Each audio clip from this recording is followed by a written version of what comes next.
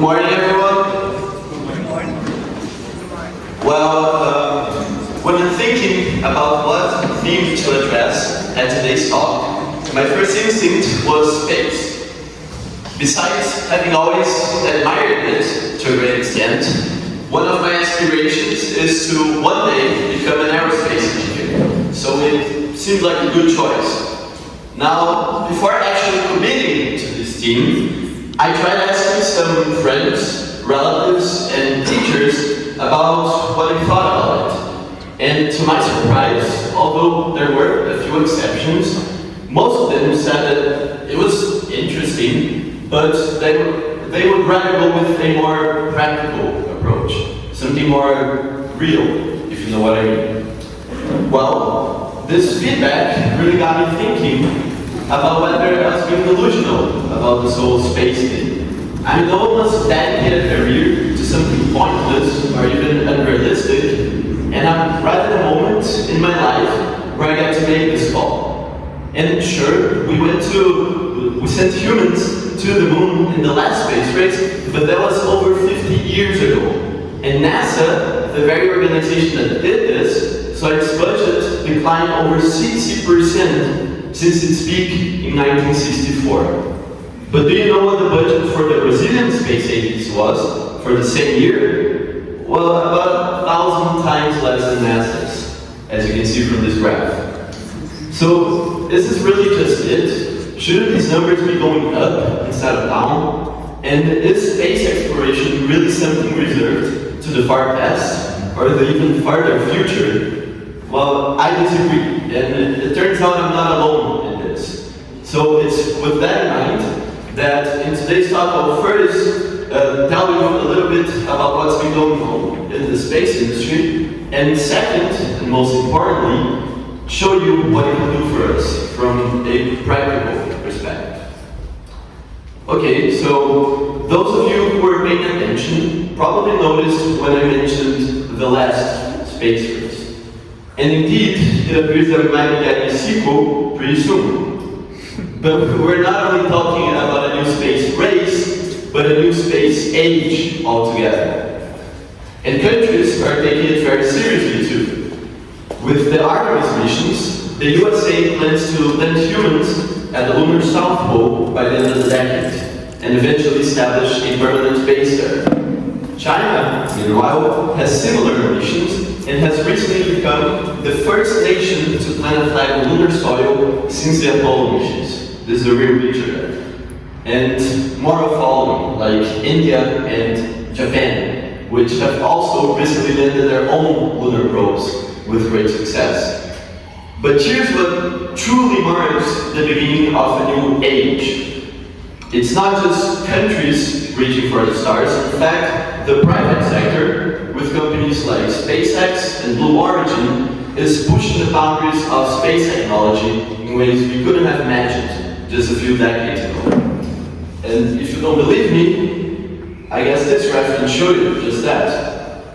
The rate at which we've been sending objects to space has really skyrocketed over the last few years. And it doesn't appear to be stopping any soon.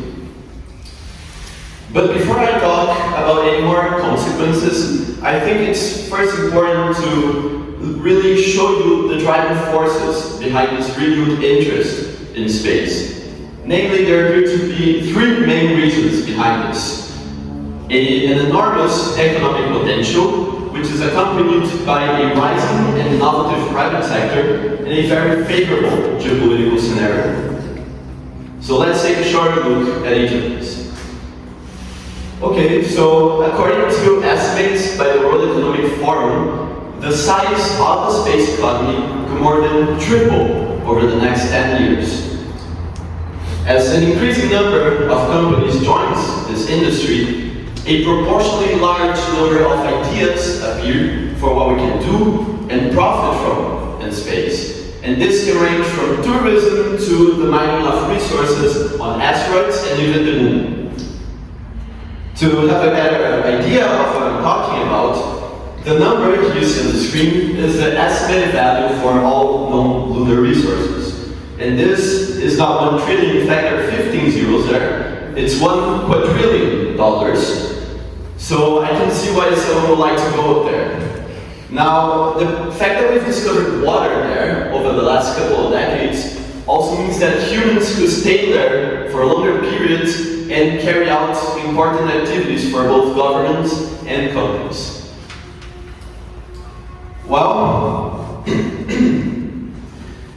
as I was saying, now that we know why we want to go to space, I think it's important to look at the how. Money, or the lack of it, has really been a significant barrier to entering this industry. But new technological advancements like reusable rockets and nanosatellites have recently been pushing down prices in ways unseen before.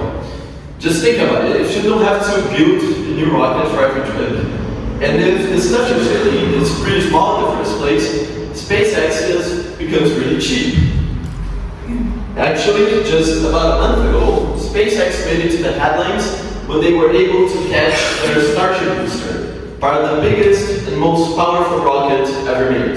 That's the image you can see on the left.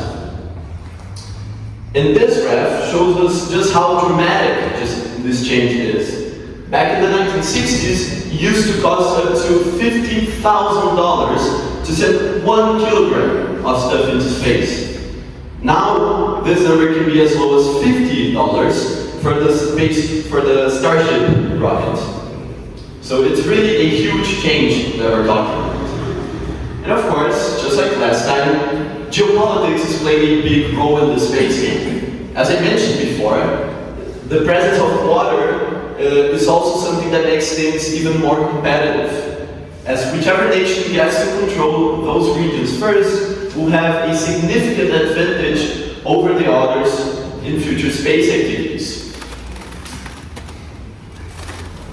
And this has really made a lot of people very concerned, such as NASA's administrator, Bill Nelson, who said, I don't want them to get there and say, this is ours, you stay out. He's talking about China. And it's safe to say that other nations, probably even the Chinese themselves, have similar concerns.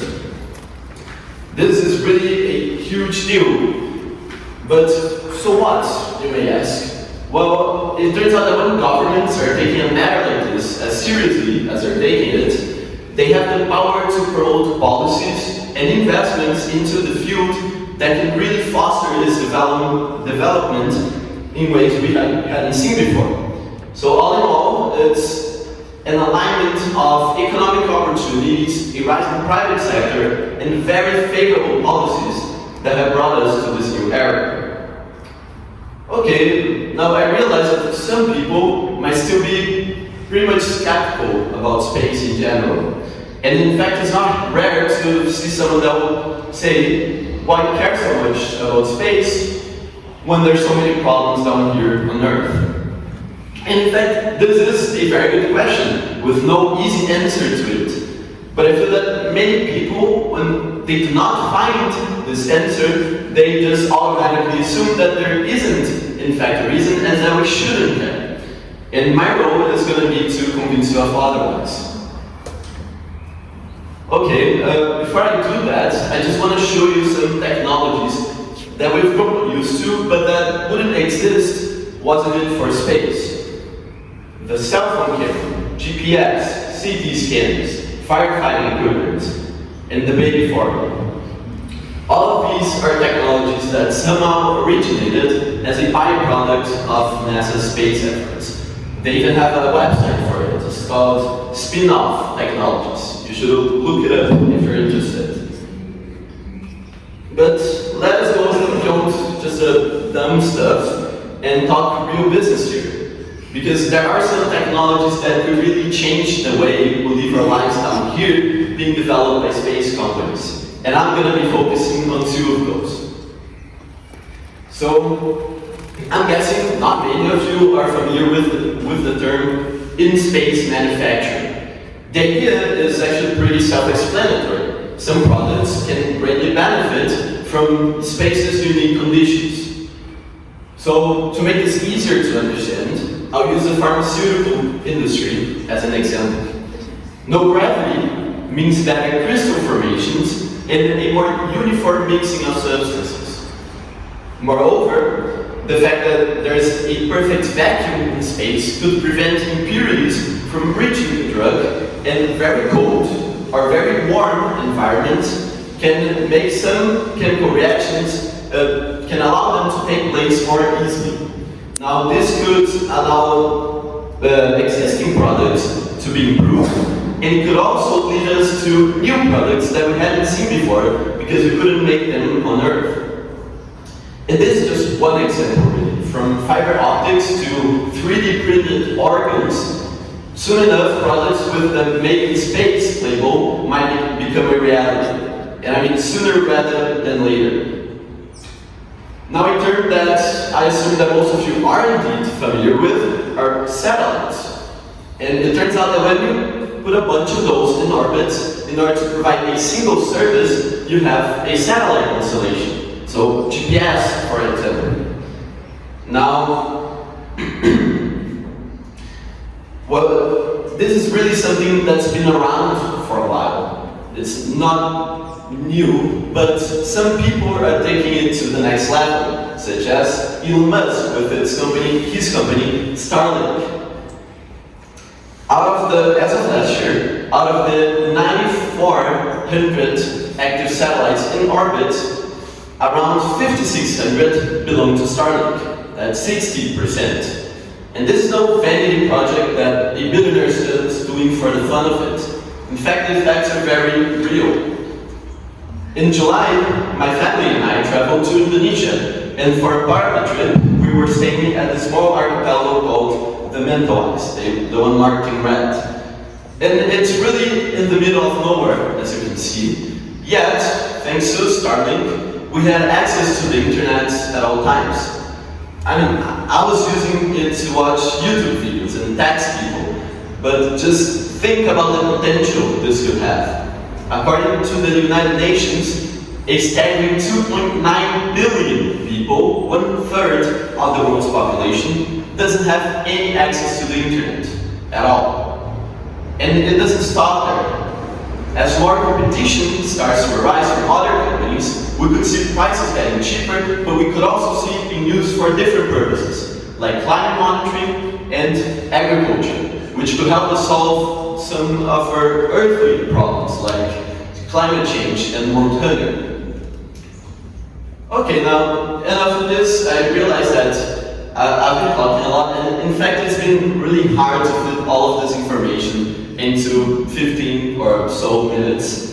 But some other stuff that we could be soon doing in space, but I wasn't able to get into detail about, are tourism, architecture, energy generation, and of course, loads of science. Anyways, my goal with this talk was to pass the notion that at the end of the day, space, although something out of this world, is real and it's tangible, and there's also a very big importance to it. But if you go beyond, it's not only that, it should also be something inspirational. Now, at the same time that it shows us just how small and, dare I say, insignificant we are, it provides us with a world of possibilities. It reminds us that our curiosity and our drive to explore can push us to achieve the seemingly impossible. Space isn't just about looking outwards, it's a mirror that reflects back on us, challenging us to innovate, to collaborate with each other, and to dream bigger than we ever thought possible. So it's with this idea in mind that I would like to end this talk with a quote by former astronaut Bill Anderson, who also happens to be the author of this beautiful picture there, who said, "We came all this way to explore the moon, and the most important thing is that we discovered the Earth." Thank you very much.